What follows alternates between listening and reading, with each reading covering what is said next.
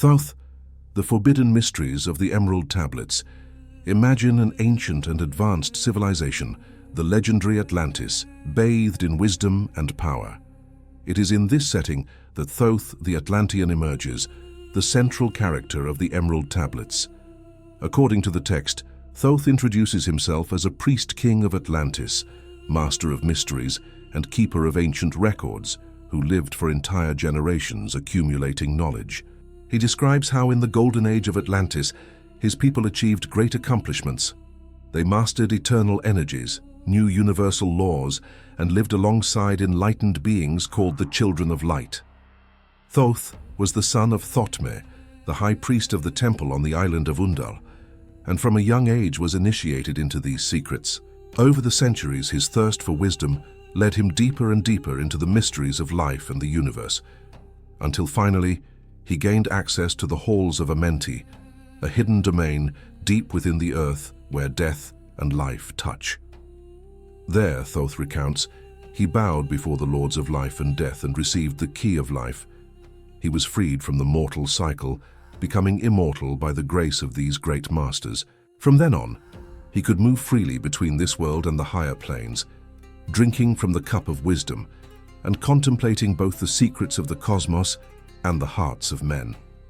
Thoth says that while Atlantis prospered, he lived many ages, seeing generations rise and fall, always preserving within himself the flame of truth. He foresaw, however, the approach of a dark age. Some Atlanteans, corrupted by pride and the improper use of magic, began to plunge into darkness, abusing forbidden knowledge. This imbalance awakened the wrath of divine law. In his mysterious words, Thoth describes that the dweller of Unal, a great immortal master who guided Atlantis, decided to intervene, using the word of power and the instruments of the seven lords of the universe. This master altered the balance of the earth, causing the sinking of Atlantis beneath the waves. It was the Great Flood, which submerged entire continents in one night. Only the island of Undal, the seat of the Temple of Light, and a few places were spared to preserve the seed of wisdom. Thoth narrates these dramatic events not for sensationalism, but to show the transition of ancient wisdom to a new world. Warned by the master, Thoth gathered his loyal Atlantean disciples and fled the catastrophe. He recounts that they boarded the master's great ship, a kind of advanced aerial vehicle, perhaps a Vimana or spaceship in modern parlance, and rose into the skies as the waters swallowed Atlantis. After traveling on the wings of the morning, they arrived in the land of Kem, ancient Egypt, then inhabited by barbarian tribes, simple people living in caves. When they landed, the Atlanteans faced hostility from the natives, who brandished spears and clubs. Thoth, endowed with the powers of Atlantis, raised his staff and emitted a vibration that paralyzed the aggressors, showing he possessed a far superior science. Instead of subjugating them with violence, he spoke to them with calm and wisdom, presenting himself as a son of the sun, come to enlighten those lands. Impressed, the Egyptians prostrated themselves and welcomed Thoth and his people. Thus he recounts, "Long did I dwell in the land of Kem, teaching and guiding those men." Using his vast knowledge, Thoth erected great works and raised the people's level of consciousness. He claims to have built the Great Pyramid, shaped according to the sacred geometry of the earth, in a strategic position. Inside this pyramid, he inserted his teachings of magic science and created secret passages leading to the Halls of Amenti, ensuring access to the source of wisdom and longevity for future worthy initiates. Beneath the sands, Thoth hid the spaceship with which he had come from Atlantis, sealing it along with treasures of knowledge for a future age. As a marker, he erected over this site the figure of a lion with a human face, the Sphinx, leaving a riddle for generations to come. He suggests that one day in a distant future, when invaders from outside appear, those who are wise will discover his ship and the secrets kept there, using them for good.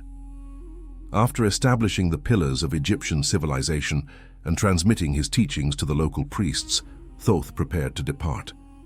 "Now go I into the darkness of the night," he said. He bade farewell, warning the new guardians of knowledge to keep the teachings pure and not to forget that Whenever ye raise your eyes toward the light, I shall be with you. Thoth then entered the Halls of Amenti, inside the earth, to rest and meditate there, leaving behind records and a promise of return. He states that beyond time and death, he would return one day, coming from beyond time, rewarding or punishing according to your deeds, should the teachings be betrayed or forgotten. This is the fascinating plot of the early accounts, a bridge between Atlantis and Egypt, between a mythical past and the awakening of a new era under Thoth's tutelage. But the Emerald Tablets are not just a mystical historical narrative. They are filled with profound philosophical and spiritual teachings. After recounting his trajectory, Thoth dedicates a large part of the tablets to transmitting direct wisdom to humanity, practical advice and cosmic reflections, like a master teaching his students through the veil of time. He begins by speaking about the key of wisdom, emphasizing virtues and attitudes necessary for the seeker of truth. Thoth insists on the importance of humility and the thirst for knowledge. Be not proud of thy wisdom, he advises. The truly wise do not boast. On the contrary, they converse with both the simple and the learned, listening to all, for wisdom is everything. He says that wisdom and power walk together. Wisdom is power and power is wisdom, but warns never to use knowledge for evil. He also guides, be not silent when evil tries to pass for truth, meaning do not be remiss in the face of injustice. The light of good must shine like the sun over everything, dispelling falsehoods. Thoth values the law and just order. Whoever acts against cosmic law will face the consequences. For only through law comes freedom to men.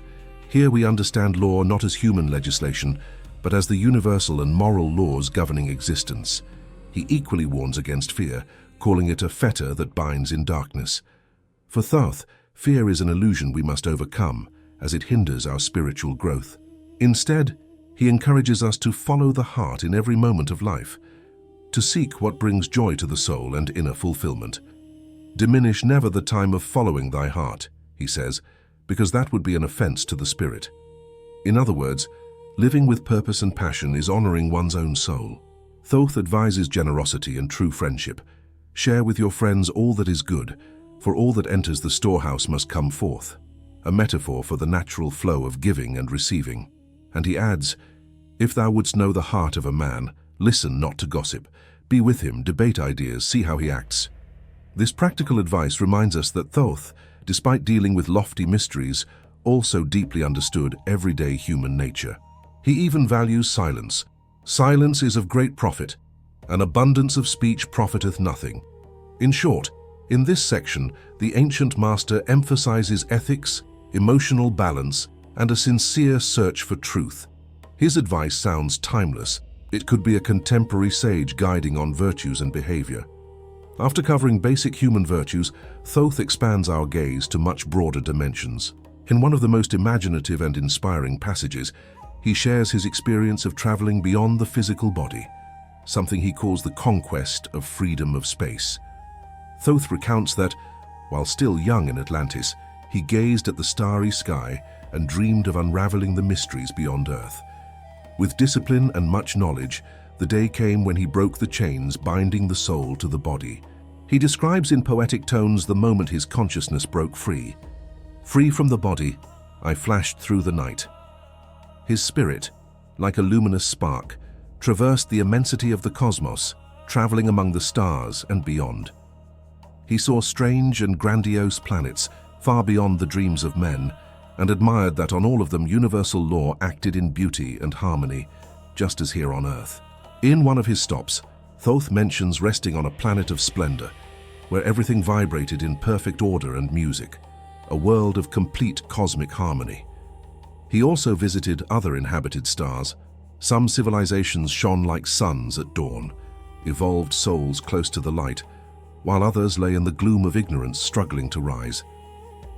Many stars I passed in my journey, many races of men on their worlds, he recounts.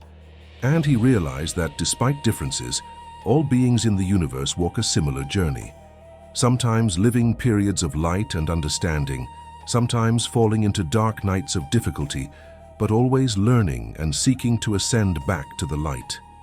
From this cosmic adventure, Thoth extracts an encouraging message for us. Know, O man, that light is thine heritage, darkness is only a veil. In every human heart, he says, there is a bright flame ready to pierce the veil of night, a divine and eternal flame waiting for the moment of awakening. He even found beings who had mastered the ether to the point of being able to travel freely through space while yet men. These beings, true children of the stars, built entire worlds with mental and energetic power, condensing the subtle matter of the ether into form. Thoth marveled at this advanced race, which created giant cities of crystal and gold merely by projecting their intentions, forming from the primal element the forms they desired. They had overcome the need for manual labor. Their science and spirituality allowed them to manifest thoughts directly into reality. After learning from them, Thoth continued his stellar odyssey and, upon returning, brought a profound understanding. Man is truly born of space, a son of the great sun, a child of the stars. That is, our origin is cosmic, and we share essence with the entire universe. He tells us, "Ye are not of earth, but children of the infinite cosmic light." This teaching expands the vision. We are more than physical bodies. We have within us something immortal and universal. Thoth then teaches how anyone can, to a certain extent, free their own soul from material bonds. He describes practices of meditation and discipline. He advises seeking deep silence until conquering all desires and restlessness, not letting oneself be enslaved by words or bodily impulses, including fasting moderately to master the will over matter. Lying in darkness, eyes closed to external light, the seeker must concentrate their life force in the center of consciousness, imagining the place they wish to go or what they wish to understand. Then, says Thoth, vibrate with all the power of your spirit, make the internal energy oscillate intensely until the chains of the soul manage to loosen from the body. Fiercely must thou shake the soul till at last she is free, he instructs. It is a powerful description of what we would call today astral projection or conscious spiritual detachment. When the soul breaks free, a universe of light, colors, and sublime sounds opens before it, indescribable, music of harmonies, ringing flames from the beginning of eternity. Thoth says that we, sparks of this cosmic flame, can unite back with it. Listen to the voice of the cosmos, and thou shalt be free. Once free, the seeker's consciousness merges with the order of the all, perceiving the grandeur of creation. These teachings sound like a mystical manual. Thoth basically explains the technique for enlightenment and soul travel, something he personally achieved in his history when he traveled to the stars. He reinforces only through harmony, inner silence, and focus on the light can we rise from darkness to become one with the stars again. And to help, he offers us a prayer or final invocation to the mighty spirit of light that shines through the cosmos, asking for guidance to bring our individual flame closer to the great cosmic flame. It is a true guide to spiritual liberation, condensed into symbolic language. In another part of the tablets, Thoth turns his attention to the theme of magic, not illusory tricks, but the ability to manipulate the subtle forces of the universe through will, knowledge, and principally the sounded word. He declares, "List ye, O man, to the wisdom of magic. List to the knowledge of powers long forgotten." And then he clarifies that since immemorial times, there has been an eternal battle between light and darkness. This struggle is not only physical, but above all spiritual. On one side, forces of consciousness, order and love, the light. On the other, forces of ignorance, chaos, and selfishness, the darkness. Thoth calls the shadow beings brothers of darkness, who, hidden in subtle planes, try to keep humanity in captivity, feeding on fear and discord. But he does not incite panic. On the contrary, he teaches how to overcome and repel these shadow influences. The key, he says, lies in wisdom and the correct vibration. Magic is knowledge and only law, so one who understands the occult laws can command the energies. Thoth reveals that sound, the spoken word with intention, possesses tremendous creative power. It is the Logos, the same principle by which Atlantean masters erected buildings and by which the universe was formed. He encourages us to seek the power of the sacred word, a secret vibration capable of tearing the veil of darkness. Speak thou the word, and thou shalt be free, suggesting there are mantras or names of power that free the soul from material chains. For example, he mentions that those who conquered darkness used certain words of power to open portals of light. Thoth himself, when confronting negative forces, uttered commands in the name of light to banish them. He teaches us not to fear the dark night of the soul, for we have within us the flame to illuminate it. In his magical advice he guides, "If any shadow or evil entity crosses your path, invoke without fear the eternal light, affirm your dominion in the name of the One, the All, and the darkness will flee defeated." This wisdom of magic also includes understanding that we create our reality largely by what we speak and think. Therefore, the true mage controls his thoughts, his word, and his desires. He conquers himself before intending to command any external force. Thoth warns of the danger of pride and excessive ambition on the magical path. It was exactly the fall of Atlantis. Deeply they delved into the forbidden, he said. The misuse of knowledge opened terrible breaches. Thus, he advises the aspiring mage to keep his heart pure and his mind balanced. For he who goes down to the depths needs balance with the light, or he will be bound by the darkness. This teaching highlights ethics and responsibility. Magic is not a toy. It is aligning oneself with cosmic forces. Thoth's key of magic, therefore, resides in vibrating in tune with the light, using the power of the spoken word and focused thought to create and destroy according to the law, always aiming for the good. He delivers certain verbal secrets, not explicitly transcribed in our narrative, but present in the original text, that would act as codes to release specific energies. And he makes it clear, love of light and wisdom are the ultimate protection against shadows. Thus, any person, however simple, armed with righteousness, courage, and the inspired verb, can defeat negativity. This is true magic.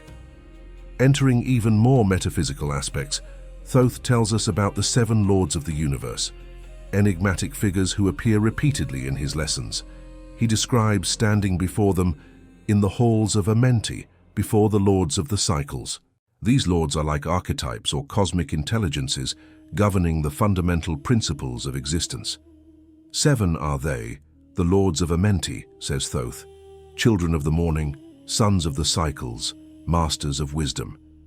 Curiously, he does not give them common names but numbered titles.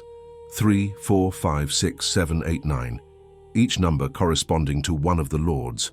Presumably the 1 and the 2 are beyond, perhaps corresponding to the All and the Dweller. This numerical nomenclature is symbolic, but Thoth explains the function of some. The 3 holds the key of all hidden magic, governing forces that can bind or free the souls of men, controlling the negative, darkness. The 4 is the Lord of life, full of light and flame. The one who brings freedom to the souls of men seems to represent the principle of vital light. The 5 is called Master, the Lord of all magic, key to the word that resounds among men, possibly associating him with the power of the creative verb. The 6 is the Lord of Light, the hidden pathway, path of the souls, perhaps the guardian of the soul's transition between planes. The 7 is Lord of the Vastness, Master of Space and the Key of the Times, indicating dominion over time and space. The 8 is he who orders the progress, weighs and balances the journey of men. This sounds like the personification of the law of cause and effect, karma, balancing experiences. And the 9 is called the Father, vast of countenance, forming and changing from out of the formless, a cosmic father figure, possibly close to the source from which all others emanate. These 7 lords are not born nor die. They exist beyond time, linked to the Halls of Amenti but free from death. They emanate the Logos, the divine word of power, which sustains the entire universe. Thoth describes their appearance as vast and hidden in smallness. That is, they are immense in essence, yet can be present in the smallest particles. They are in the macro and the micro. This abstract description comes to life when he says he saw one of them lose form before him, merging into the One, the supreme unity, indicating they are directly connected to divinity. For us, the important message is that the universe is governed by high intelligences and immutable principles. Nothing happens by chance. Everything follows the law. Thoth reinforces the famous Hermetic maxim, as above, so below. This means that celestial structures and phenomena are reflected in our earthly and inner reality, in constant correspondence. He explains that the same laws that move stars and planets operate in human life. Thus, to understand mysteries, we must study both the external universe and ourselves, for we are a reflection of the stars. All things move according to law, says Thoth. This cosmic law is perfect and infallible, covering everything from the orbits of stars to the experiences of each person. The mystery schools throughout the ages sought precisely to reveal the working of the law which connects the material man, illusion, to the spiritual man, reality. The link uniting these two aspects is the mind, consciousness. Our intellect participates in both the material and immaterial world, so it can serve as a bridge. By developing the intellectual and spiritual side together, strengthening will and perception, the seeker manages to concentrate all powers of his being on the plane he desires. In other words, he achieves mastery over self and influence over reality. Thoth teaches that balance and order are fundamental. Only by order shalt thou be one with the all. He invites us to meditate on the symbols and numbers he gave, clearly references to the seven lords and numerical keys, for hidden within them are keys of understanding. He suggests contemplative practices. Place thou in thy body a thought image. Think of the numbers that lead thee to life, indicating visualizations and the use of thought forms to tune into these higher principles. Through these practices, raising our thoughts to the light and focusing internally, we can open the narrow gate mentioned in the tablets, that is, break the veil of Maya, illusions of the senses, and enter the kingdom of light. When the seeker reaches this state, he becomes a son of the morning, a focus of light in the darkness of the world, just as Thoth himself titled himself. In summary, Thoth reveals there are divine intelligences guiding evolution, and that by aligning with them, that is, living in harmony with cosmic laws, man also becomes master of his own destiny. This is the true key to the above and below, understanding we are part of the all, and that bringing balance within us reflects in the universe and vice versa. The depth of themes grows even more when Thoth addresses the law of cause and effect and the key of prophecy. In language anticipating concepts of karma, he states that everything happening has a cause, and every action generates inevitable repercussions. Know ye the law, for it governs all things, he advises. Seek not that which is not of the law, for such is existing only in the senses. That is, it is useless to try to cheat or escape consequences. The universe keeps precise accounts of balance. By understanding this law, the sage can predict results. The forms that surround thee are effects that follow thy cause. It is almost a formula for prophecy. If we know the cause, the sowing, we can predict the effect, the harvest. Thoth suggests that time is cyclical, and events repeat in patterns when the same causes are set in motion. He himself demonstrates this when predicting the fall of Atlantis and the rise of a new civilization, or when he says he will return in the future when wisdom is needed again. In the tablets, there are indications of futuristic visions. For example, the reference to invaders from out of the deep suggests Thoth might have anticipated extraterrestrial or extra-dimensional threats in a distant future, against which the guardians of wisdom would need to stand. But he does not leave these prophecies as fatalistic. On the contrary, he emphasizes that knowledge allows us to alter our course. Age after age shall ye live in your wisdom, ready to appear when ye shall be called, said the Master to Thoth, indicating that even in darkness there will always be a light kept to restore balance. Thus, knowing the law of cause and effect, we can cultivate positive causes to produce luminous futures. This is the subtle key of prophecy. Not unfounded mystical guessing, but the wisdom of seeing ahead through universal laws. Thoth also speaks of mysteries deeply hidden in the Halls of Amenti and in the Earth's crust, to which he had access as he grew in light. He mentions discovering that all is part of an all infinitely greater than we can imagine, and that the more we learn, the more we realize wisdom is inexhaustible. Now looking back through the ages, I know that wisdom is boundless, he says, already unified with the infinite. This gives us a humble perspective.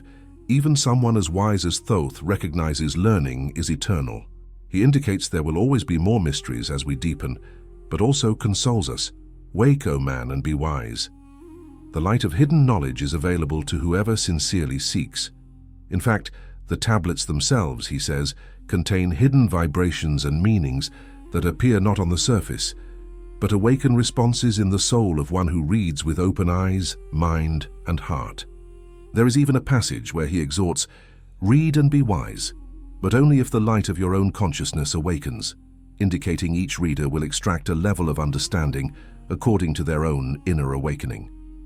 This interaction between destiny, prophecy, and free will, choosing to act according to the law, is one of the most beautiful aspects of Thoth's teachings. We are not trapped in an inevitable future. By understanding causes, we can mold effects and therefore change our destiny. Reaching the final teachings, Thoth reveals the keys of life and death, the secrets of the soul's immortality. He explains that what we call life and death are only two states of the same continuous existence. Death, as we fear it, is described as only an obstacle in the pathway to be conquered by the infinite light. For Thoth, every soul is an eternal flame, sometimes shining incarnated in a body, physical life, sometimes burning in subtle planes after leaving the body, death, but never extinguished. When they have come to the flower of life and blossomed, then in my darkness do I shroud them, changing to new forms and new names, says the voice of death in his vision. Thus death is nothing more than a transformation, the blooming, withering and rebirth of consciousness in another form.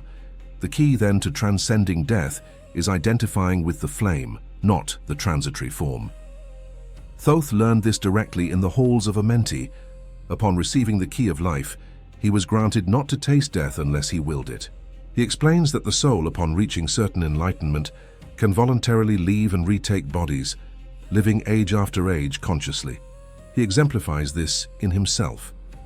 But he also gives clues on how each person can free themselves from the blind cycle of birth and death. He who knows the fire that is within himself shall ascend unto the eternal fire and dwell in it eternally, he states. In other words, know yourself as spirit in a fire.